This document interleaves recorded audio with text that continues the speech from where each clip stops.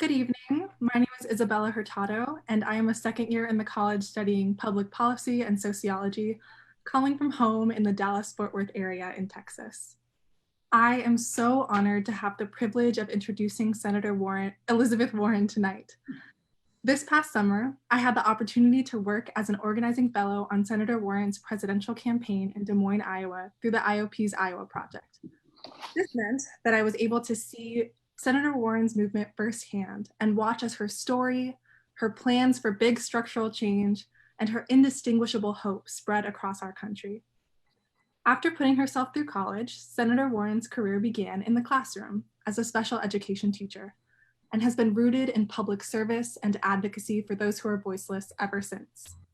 Senator Warren has largely devoted her career to rebuilding the American middle class and understanding why American families go bankrupt. As the creator of the Consumer Financial Protections Bureau, Senator Warren achieved the impossible when, after the market crash in 2008, she fought big corporations and Wall Street lobbyists to create an organization that fights on the behalf of consumers. Since her election to the Senate in 2012, and as a 2020 presidential candidate, Senator Warren has brought extensive plans and determination to fight against moneyed interests and root out corruption in government, earning her a place as a leader in the Democratic Party's progressive movement. Recently, she has worked with Representative Khanna to create the Essential Workers Bill of Rights, which asks our country to provide better protection for those who must continue to work in the face of the COVID-19 pandemic. Senator Warren has been a huge inspiration to me in showing me what public service should be. Her passion for uplifting all Americans is undeniable, and she has taught me and many across the country to dream big and fight hard as we look ahead to make our country a better place. Today's conversation will be moderated by IOP Director David Axelrod, who is the former senior advisor to President Obama. Thank you so much, Senator Warren, and welcome. Thank you, Isabella. Hello, David. Thank you. Hey, good to see you, Senator. How are you doing? I'm doing great, and I'm doing even better after that very generous introduction from Isabella. Yeah. You know, what she didn't tell you is the inside scoop about campaigning in Iowa, and that is the heart of it, as you may remember, is developing what is your favorite food at the Iowa State Fair. So, you know me, just a simple girl from Oklahoma. I'm into corn dogs. And I have to say, best corn dog I think I've ever had. But Isabella, you know what her favorite was? Deep fried peanut butter and jelly sandwiches. Yeah, and they deep fry everything. Twinkies. Exactly. Snickers. Well, I heard one year the specialty was deep fried butter, which I'm still trying to get my head around. Yeah. Well, everything tastes good when it's deep fried. I've sampled many of those over the years. Anyway, look, before we get into sort of substantive issues, you know, politics and policy can be very clinical, but this story of COVID-19 has become very personal for you.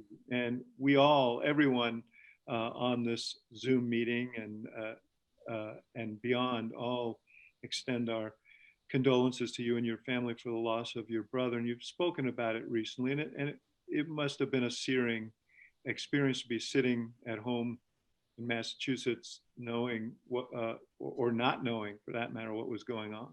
Yeah, you know, thank you, David, and thank all of you. It's, look, it's hard to lose anyone that you love. He was my oldest brother. I came along a lot later in life, and you know, he was career military and the sharp guy and a pilot and all kinds of things. And I've always just been crazy about my oldest brother. And he got sick in February and had pneumonia. And it was bad enough they put him in the hospital for a few days. And the doctor said, I want you to go to, when he got well and was ready to go home, he said, my brother said, I want to go home. And the doctor said, no. He said, I want you to go to rehab for a couple of weeks. Just get your strength back. And that's where he ended up contracting COVID-19. And I talked to him twice a day, every day. And he kept saying, I'm fine, I'm fine. And for 11 days after he tested positive, he kept saying he was fine. And then on the 12th day, I called him and no one answered. And they taken him to the hospital and we lost him. And I think one of the hardest things for thousands of families across this country is knowing that the person you love died alone. Yeah. That's a hard part. And that I can't be with the rest of my family. We can't come together. And, there are many things we do by Zoom and by telephone, but it's not the same as a hug. Right. Yeah. No, it's painful, and now we're I think over 91,000 Yeah. people lost that we know of. Yeah. Probably, more. Though, and the thing is, David, to me, it ties into politics and policy at this moment. To watch Donald Trump have so little human empathy for the tens of thousands of families that are grieving the loss of someone, the tens of thousands more who are worried about a loved one in a nursing home or other congregate setting, worried about a beloved friend who has a compromised immune system, things that would make them particularly vulnerable, a nana, right? And that watching him in press conferences has become almost unbearable as he struts around and it's all about him and how he feels aggrieved in this moment because he doesn't like how the press treated him or he doesn't like how the numbers are coming out. I think it's a reminder in a crisis like this how much many of us yearn for an American, a leader of human values, of empathy. And I think that's going to be a big part of the contrast between Donald Trump and Joe Biden as we go into the fall of 2020. We've not experienced a crisis quite like this in our lifetime. And you talk about solicitude for the families of those who've lost, solicitude for the people who are sick. There's also, and this is very much in your wheelhouse, there is an economic crisis going on. So, a lot of it was self-induced because it was necessary to deal with the crisis, but there is a lot of damage there. And the president seems to have identified the fact that people were going to become restive. The irony of this is the better you do in this social distancing, the more it looks as if the thing is beaten when it's still lurking out there. But he is essentially given encouragement to people who say, this is enough, time to move forward. And there's a good reason to want to feel that way. So how do you balance that? Because it seems to me from a political standpoint, Democrats have this dilemma. If you act responsibly and follow the guidance of science and try and open up your states and communities in a responsible way, you're going to brook some opposition because you have to ask people to do things that are great sacrifices. Think about what you're saying, though, David, just in the question about this time, that the whole question about science, about following the basic health recommendations of the Center for Disease Control, has suddenly become a political question, an identification. Are you a Democrat or are you a Republican? Because if you're a Democrat, you wear a mask, and if you're a Republican, you don't. That can't be right. And I get it that at any given moment, none of us knows exactly how to play this out. The epidemiologists are saying, it's not an on-off switch, it's gradations and trying to figure it out and trying to watch the data. But there's a difference between saying, as a nation, we're trying to do this together. We're trying to get it right together. And let's listen, let's get as much information as we can, and let's make a decision that is informed by medicine, by science, by the numbers, by reality. And then we'll keep adjusting as best we can. We get more information, we'll try to get it right. but it's both the humility of recognizing we don't have the power to change the reality in the sense of this virus is going to continue to go forward. What we do is we have the power to respond to it, and our collective response is more powerful than any single individual. When people say, well, I'm not going to wear masks, I'm going to get out, I want to get out with my friends, I want to go ahead and open my business. I understand that. But remember, if you get sick, you use up a space in the hospital from other people who are trying to be more cautious. If you get sick, you spread it before you're symptomatic to other people who are trying to be more cautious. And so to me, it's like this puts us, I described it as leadership, but it's also role of government. It puts us in this moment of genuinely thinking together, what do we owe each other here? Right.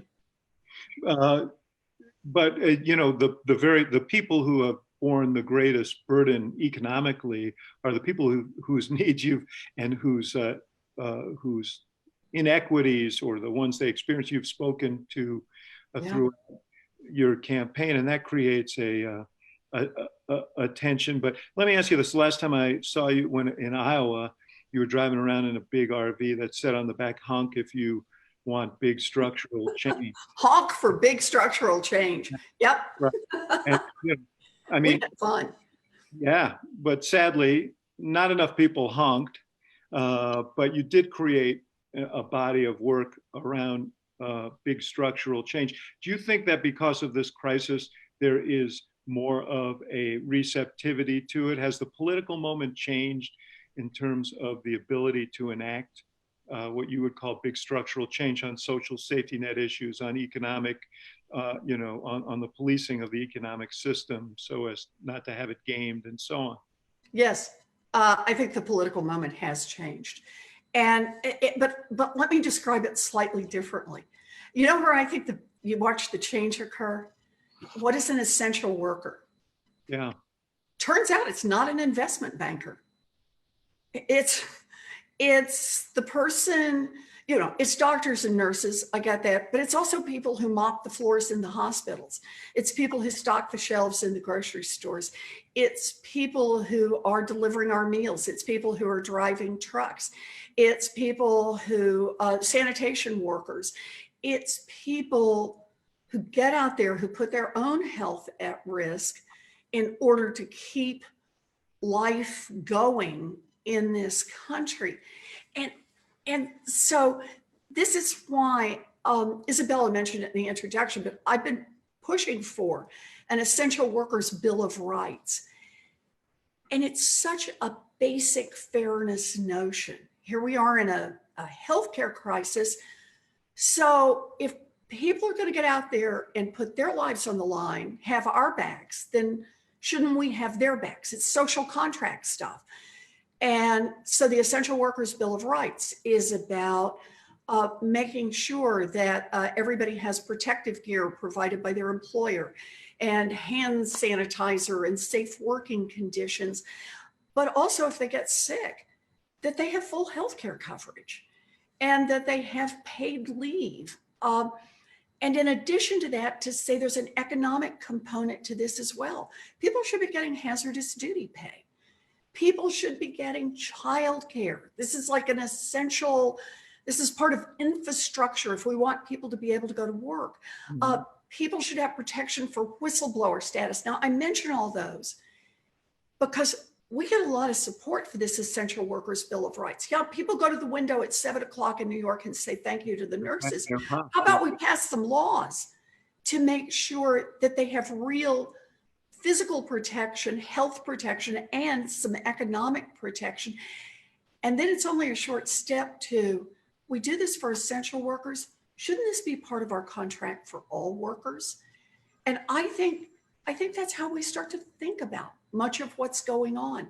What is it we owe to each other? Yeah, that one of the questions is, there have been significant remedial steps that have been taken, and the House has taken more. Presumably the Senate will act at some point. The question is, is there a difference between remedial steps to deal with the immediate crisis and structural steps to deal with these fundamental inequities that have been really lifted up and highlighted by this? 40% of the people who've lost their jobs make under $40,000 a year. As you point out, a lot of these essential workers are low paid workers and are working in part because they have to work. Right. And so the question is, what is the prospect for when you convene in January, whether if there's a new president and it's Joe Biden? Sorry, I just had to get that in. No.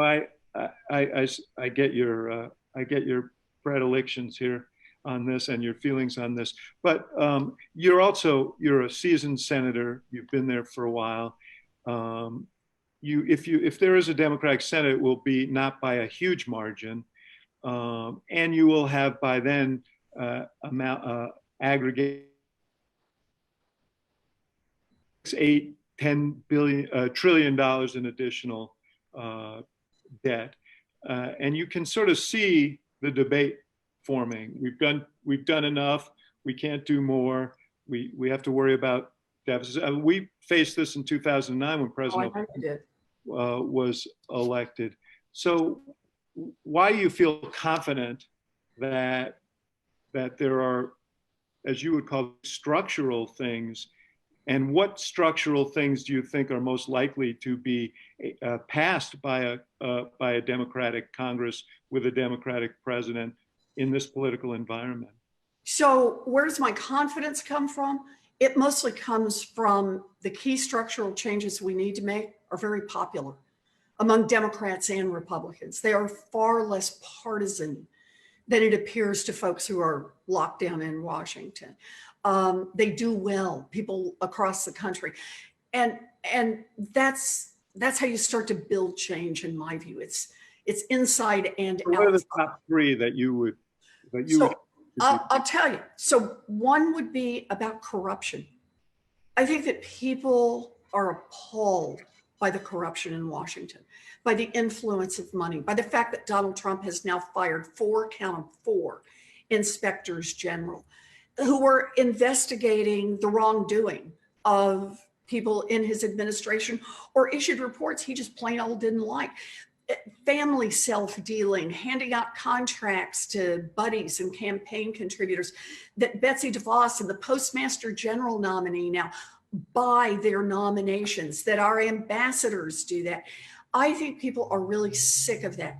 And I think if we start moving on some serious oversight and anti-corruption legislation, it starts to shake up the whole order in Washington. Another one, a big one, student loan debt. It now affects 45 million Americans, and that's just the ones who directly have it. It affects their mothers and their dads. I go to senior centers, and grandparents are worried about the fact that their 24-year-old granddaughter has $100,000 in student loan debt. Canceling a big hunk of that student loan debt would be life transformative for a huge part of a generation that has really gotten the short end of the generational economic stick. And again, very popular across the country. Childcare. Childcare should be looked at as infrastructure. We think of infrastructure. Nancy Pelosi said something not long ago about, well, that's how people get to work. Roads and bridges, you bet. Mass transit, yep, I'm in. And for the really 21st century folks, you can also include high-speed internet. But you know what? You want to really free up our workforce so they can actually get to work? How about if we join the rest of the nations and have universal childcare, real support, high quality childcare? That's how mamas and daddies have a chance to go to work. And I think that's a key one. Those are things, and I just mentioned those three, that help get government on the side of the people, and childcare, student loans. I do housing. Are ways we invest in people and create more opportunity. You had forbearance for rent in your proposals for the crisis, but it does portend a potential housing crisis and a homelessness crisis as a result of this. One other thing that you have spoken to, both in the short term and the long term, is monopolies and Mm. consolidation. What we're seeing now is a lot of small businesses going under as a result of the pressures of COVID and not having clients, not having customers. But the big guys are well fortified to survive this. And it does portend maybe or augur another wave of consolidation that that you already have condemned. Do you think that there will be a mood for some sort of antitrust legislation that will push back on this? So I sure hope there will be. I've got a plan for that and have already pushed forward some legislation on this, and also some legislation about private equity coming in and sucking all the value out of these smaller businesses and then spitting out the leftovers, including the employees and their pension plan that's been hollowed out, and leaving communities behind on this. But here's a point always to think about. We're talking about antitrust in general. I have places where we could make the law better, but we already have a lot of good law there. This is not going to require banging a whole lot through Congress in order to make change. It's going to require having an attorney general, having an FTC that makes antitrust a higher priority and is willing to take on the giants, willing to take on big ag, willing to take on big pharma, willing to take on big tech. Yes, Mark Zuckerberg, I'm looking at you. Willing to take on these giants and actually apply the antitrust laws that have already been on the books for a century. Generally, I mean, you outlined three of your big proposals that were proposals of yours during the campaign as well. Just one political question and one sort of global question that I'm going to ask, and then I want to get on to the student questions. In this race, the suburbs are going to be a big battleground, and they have shifted during the course of the Trump years. That's where most of the gains were made in the races for Congress in 2018, and the numbers have held up there. And so there is a body of thought that don't rock the boat, don't go too far left because you may lose some of those suburban voters. To that, what do you say? Anybody who thinks you're going to lose suburban women, who are really the suburban voters we're talking about, anyone who thinks you're going to lose suburban women over making a bigger investment in childcare and helping our kids make it through post-high school, technical school, 2-year college, 4-year college, without getting crushed by student loan debt, I don't know what alternative universe they're living in. Those are not ideas that are unpopular in the suburbs. They are about strengthening working people across this country. And it's true whether you're talking about middle-class folks or working class folks or the working poor or the poor. That folks have a united interest here. And that's, to me, what this really should be about. And I think this crisis heightens that in the suburbs. It's one thing to talk about more efficiency in the system and maximizing profits and corporations that move jobs overseas. And that all seems kind of distant, right up until you worry that we have a healthcare system that literally is broken down under the weight of a pandemic, that we worry about kids who can't make it through school or they'll have to pay off an entire mortgage before they are able to buy a home and take on a mortgage because of student loan debt, or that can't go to work because of childcare. So I think these are the right issues in the suburbs. What about you mentioned the healthcare system, and people have lost their jobs and now find themselves without it. What about Medicare for all? Do you think there'll be more of a receptivity to some sort of single payer healthcare system or some sort of hybrid but universal system? I think there'll be a lot of receptivity. Look, I argued for Medicare for all. I think ultimately getting us to a single payer, I think it's what makes sense. But the question is, how are we going to get there in a way that brings people in and people feel comfortable with it? I think right now people want to see improvements in our healthcare system. And that means strengthening the Affordable Care Act. We should be doing that anyway. That should be easy. We should be doing it right now.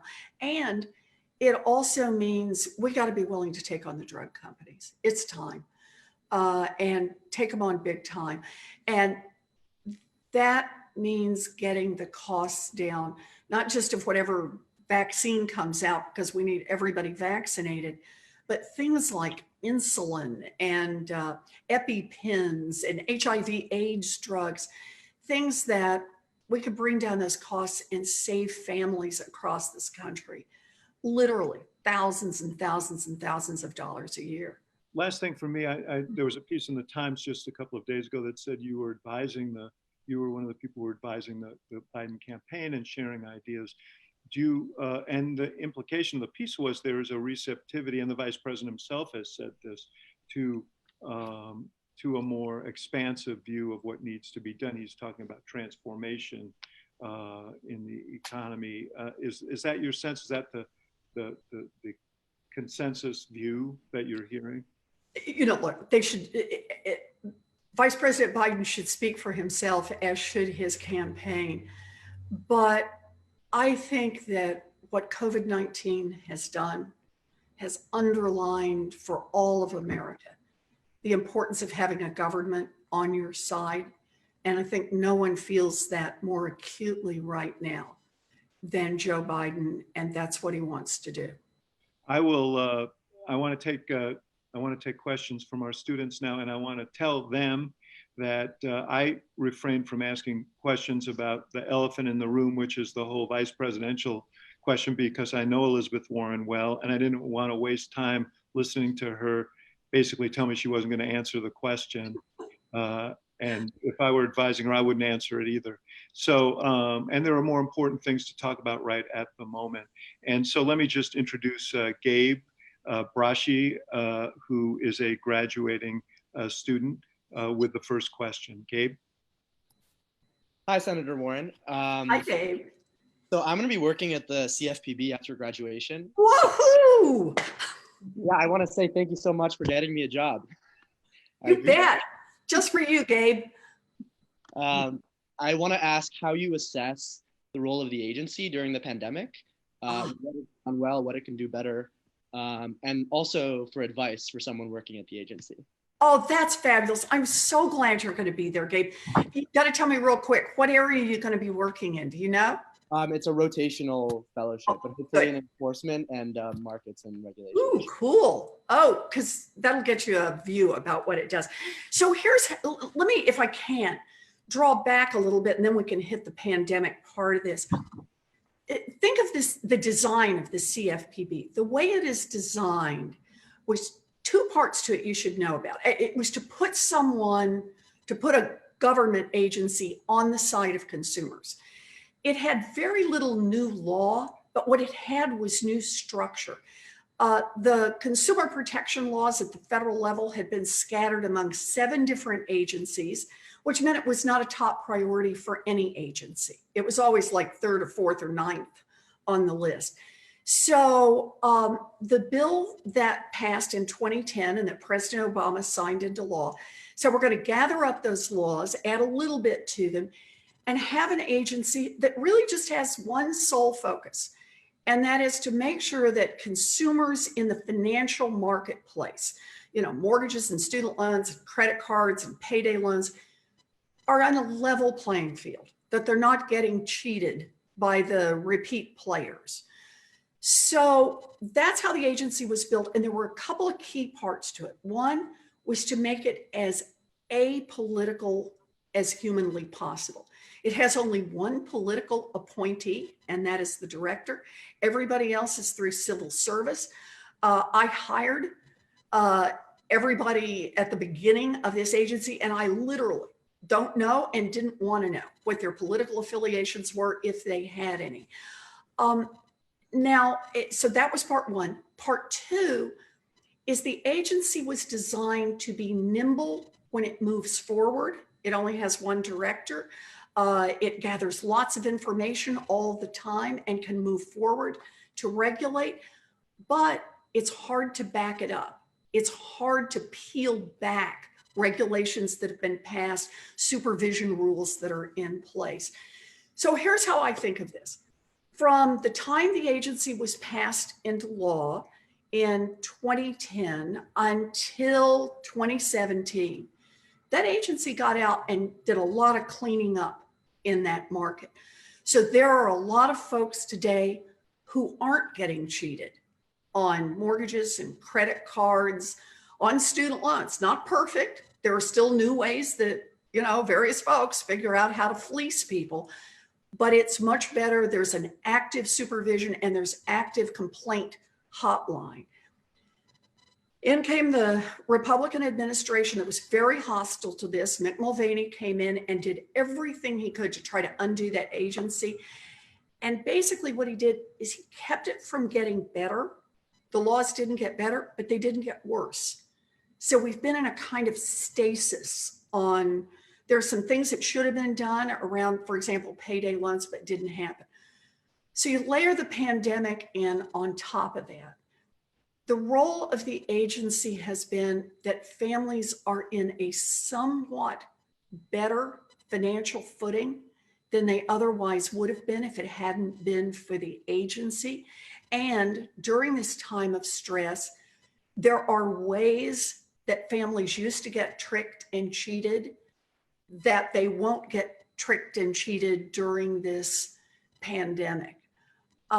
And so that's the function that it's serving right now. It is not a function of describing it as perfect, and it's gotten this market everywhere that it needs to go. But boy, it's a whole lot better than it would be if it weren't there at all.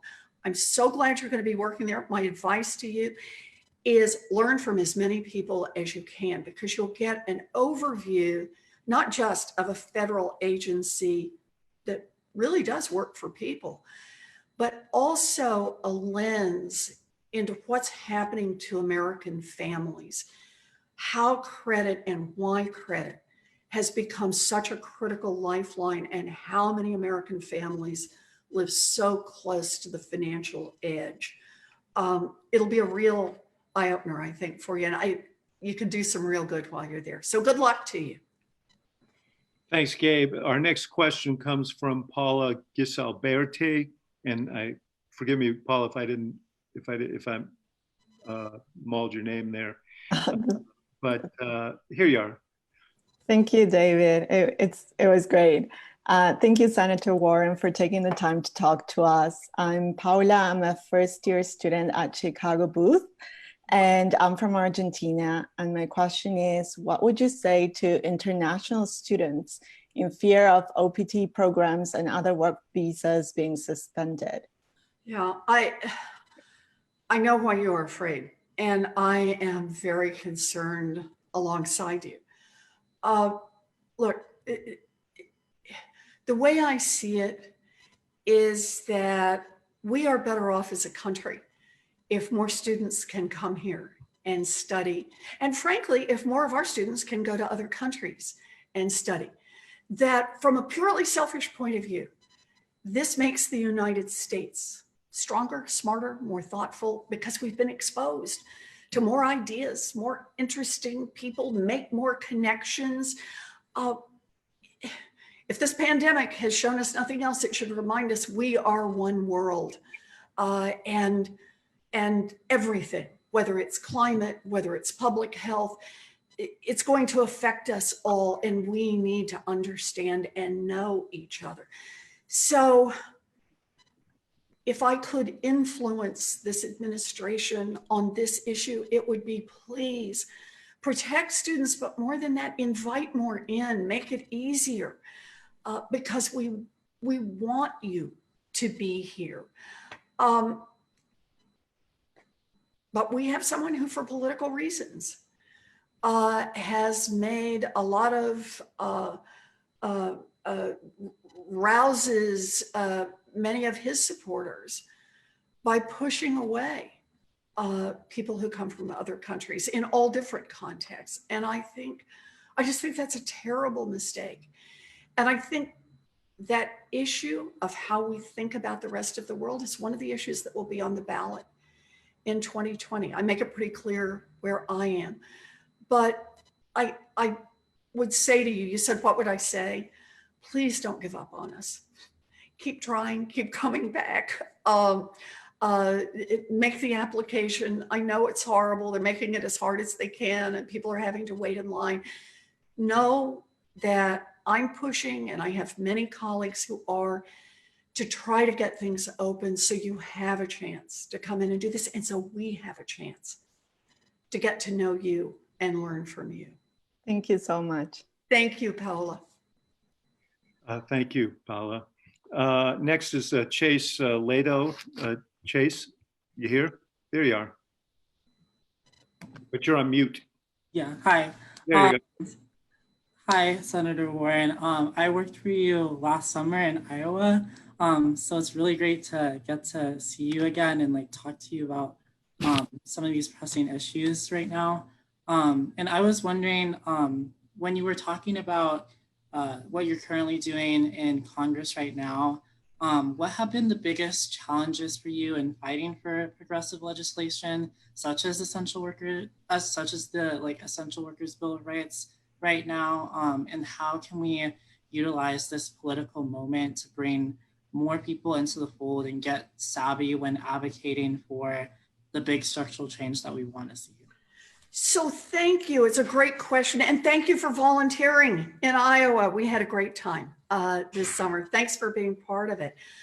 I think the most frustrating part is when Mitch McConnell just says non-starter, dead on arrival, nothing to see, nothing to talk about. There is zero way this is happening. And that no one in his caucus will push him, or not enough to actually just open it up. There are so many things that I truly do believe would pass, like student loan debt forgiveness. I truly believe, David was asking me earlier, what gives you confidence you could make change? If I could get a damn vote, I could make change. If you could get votes, anti-corruption, who's going to vote against some just core anti-corruption stuff, right? I think we get Democrats and Republicans, but you can only do that if you can get a vote. And what has happened in the Senate is just, no, it's just not happening. We never debate anything on the floor of the Senate. We never do real amendments kind of back and forth and try to talk about them and work it through. And I'll tell you, it's a real loss. And I'm sorry that it's that way. And I just want to say to the side, it doesn't actually have to be that way. And I'm not doing this, back in the golden age thing. I'm talking about something like the Senate Armed Services Committee. Every year we have to put out a defense budget. Every year. And when I first came to the Senate, people said to me, one reason to be on that committee is because they actually have to put out a defense budget. And there are a lot of things that go into that. Sure, there's a lot of stuff I can't move the needle on. There are fights I've had that I've lost, particularly over trying to halt the expansion of our nuclear arsenal and trying to keep us in our nuclear treaties and non-proliferation treaty. Yeah, and I have lost those fights, but there are other fights that, because you all sit at this long table and talk about it, that I've put in amendments over housing for the military and over tracking traumatic brain injury from people who are near explosions and doing more research on it, on helping licensing for people when they leave the military. So if they drove giant trucks in the military full of weapons through the mountains of Afghanistan, by golly, I think they could probably drive an 18-wheeler with just a little bit of training here in the United States later on. So those kinds of things that you can actually get in it because people will listen to each other and they'll vote. So it's not that I win every vote, it's that you get a chance to talk about it and to vote. And to me, that's the ideal of what the legislative process should be about. And that's the part that is so frustrating right now in the whole Senate. Thanks, Chase. Senator, I know your time is short. I want to try and get a last very quick 2 questions in here, Sure. if we can. The first is from Andre Ganuela. Is that, Andre, you're going to have to help me. Yeah, with you got it that? perfectly. Oh, excellent. Perfect. I'm Yeah. feeling lucky today. Yeah. What's your question? Hi, Senators. I'm Andre. I'm from the Harris School of Public Policy, and I'm actually coming to you live from San Diego, California. So my question is, what do you see as the future of epidemic preparedness in terms of coordination between the federal, state, and municipal levels? And what can we do better the next time around? Well, let me start with the second part. We can do better by having a plan in advance and responding quickly when there is trouble on the horizon. You know, I think of it this way. The job of the federal government is to keep people safe on the public health front, on foreign affairs, and on climate change, the big things. And that means you've got to be looking out at the horizon. We knew in December, January, that this thing was coming. And the response of the current administration was to buy masks for themselves, but not for anybody else. I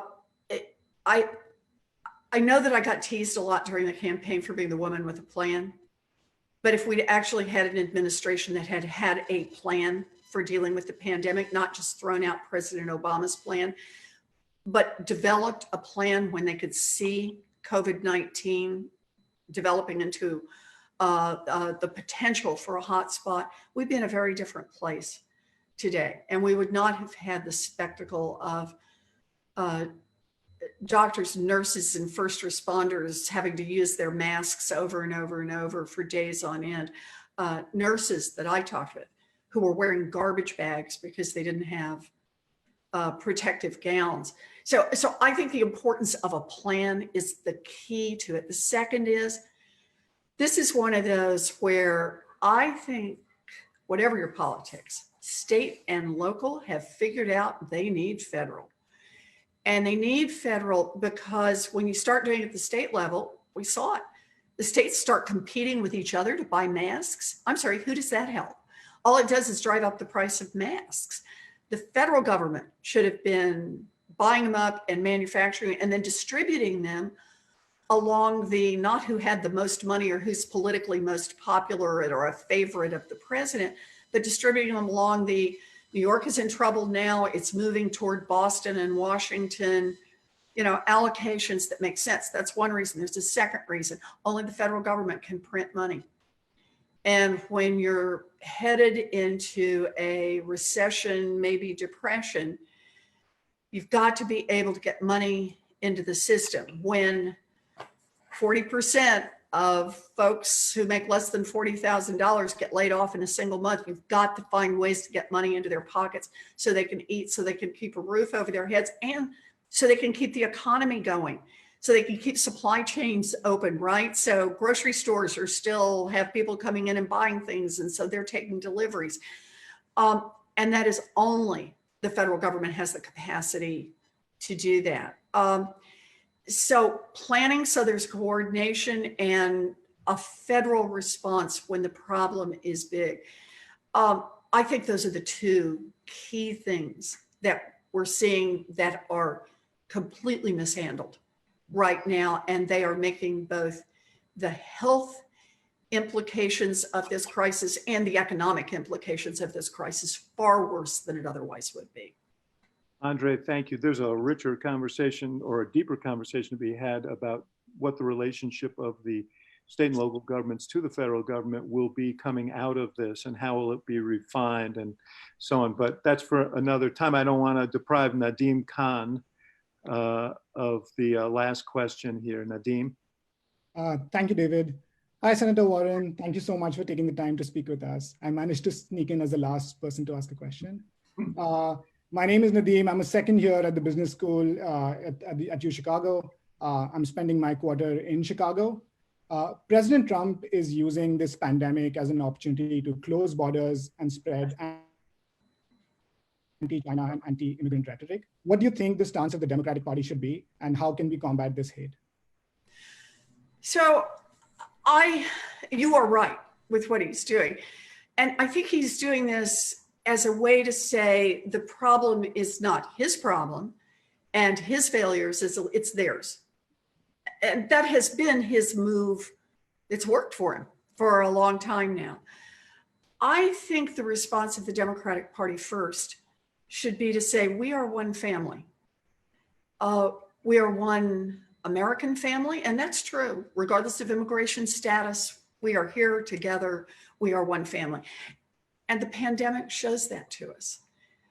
I go back to this point about essential workers.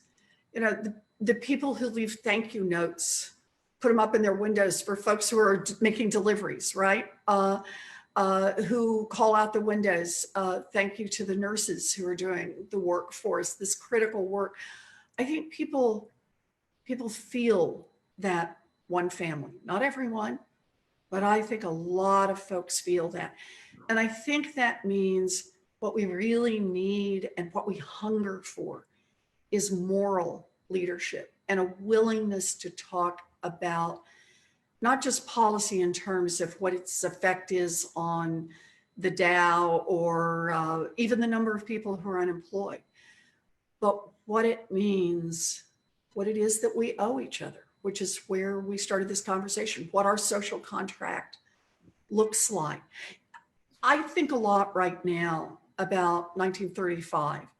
I think about Frances Perkins and the Department of Labor, first woman in the cabinet in the United States, and that she, with help from Franklin Roosevelt, but she managed to get Social Security, unemployment insurance, an end to child labor, a right to join a union. That's a fundamental reworking of the social contract, what we agree with each other. Now is our chance to do this around education, around housing, around the care of our children. These fundamental questions, workers' rights, lifting up workers' rights. We have this chance, and we have this chance to say we are a richer, and I mean that in every sense of the word, nation, a better nation, when we encourage immigration, when we keep that flow of what makes us special as a nation. It's the fact that we are not all blood kin to each other. We do not all approach every problem the same way. We do not all come from the same background, but instead that our diversity truly does make us stronger and that we celebrate it. I believe that a Democratic Party that can say that in a dozen different ways, I may not have picked the most eloquent, but those are the core values, and that is willing to talk about its values. I think that's what our nation hungers for at this moment. And that's what we can step up and do. Thanks, Nadeem.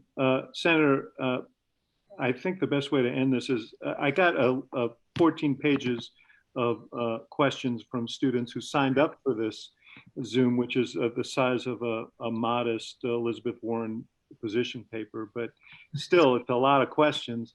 And one of them was from Elizabeth Lehman, who's a student in the college.